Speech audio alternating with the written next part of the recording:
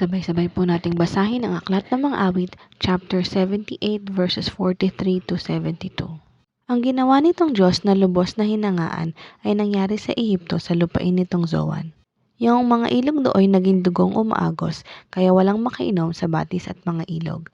Makapal na mga langaw at palaka ang dumating. Nataranta silang lahat, di malaman ang gagawin. Dumating ang maninira sa taniman ng halaman, mga tanim ay kinain ng balang na di mabilang. Pati tanim na ubas ay winasak ng ulang yelo, anupat sa kalamigay namatay ang sikamoro. Nang ulanin na ng yelo, mga baka ay namatay, sa talim ng mga kidlat namatay ang mga kawan. Sa ganito ay nadama ang matinding puot ng Diyos, kaya sila ay winasak sa sama ng kanyang loob, mga anghel ang gumanap ng parusang sunod-sunod. Ang matinding galit ng Diyos hindi niya pinigilan, yaong naging wakas nila'y humantong sa kamatayan, dahilan sa isang salot buhay nila ay pumanaw. Yaong lahat na panganay sa Ehipto ay pinatay, ang panganay na lalaki sa Ehiptong lahi ni Ham. Tinipan ng kanyang hirang na animoy mga tupa, inakay sa lupa ang ilang sa kanyang pangunguna. Inakay nga at naligtas kaya naman di natakot, samantalang ang kanilang kaaway ay nangalunod. Inihatid sila ng Diyos sa lupain niyang banal, sa bundok na mismong siya ang kumuha sa kaaway. Itinaboy niyang lahat ang naroong namamayan. Pinaghati-hati niya ang lupaing naiwanan, sa kanilang mga tolda ang Israel ay nanahan. Ngunit sila ay naghimagsik sa kataas-taasang Diyos, hindi nila iginalang ang kanyang mga utos. Katulad ng nuno nila, sila'y kusang tumalikod, nagtaksil na wari panang lumipad ng walang taros.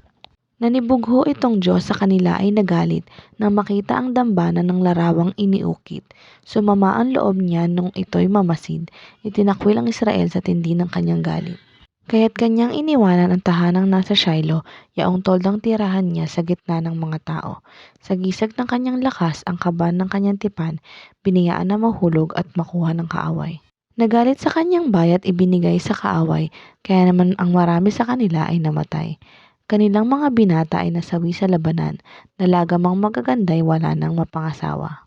Pati mga pari nila sa patalim ay napuksa, ang kanilang mga baloy ni ayaw nang magluksa. Parang tulog na gumising si Yahweh ay nagbangon, ang katawan ay masigla, tumayo ang Panginoon, parang taong nagpainit sa alak na iniinom. Pinaurong ang kaaway lahat niyang katunggali, napahiya silang lahat pawang galit na umuwi. Maging ang lahi ni Jose sa niyang itinakwil at di niya pinagbigyan pati lahi ni Ephraim. Sa halip, pinili niya ang sambahayan ni Huda at ang bundok naman ng Zion ang tirahang minahal niya.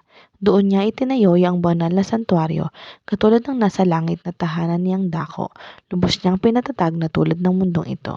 Ang kinuhang pangunahi sa mahirap pa hinugot, isang pastol ang napili si David na kanyang lingkod. Ang alagang dati nito ay kawan ng mga hayop nang maghari sa Israel nanguna sa bayan ng Diyos.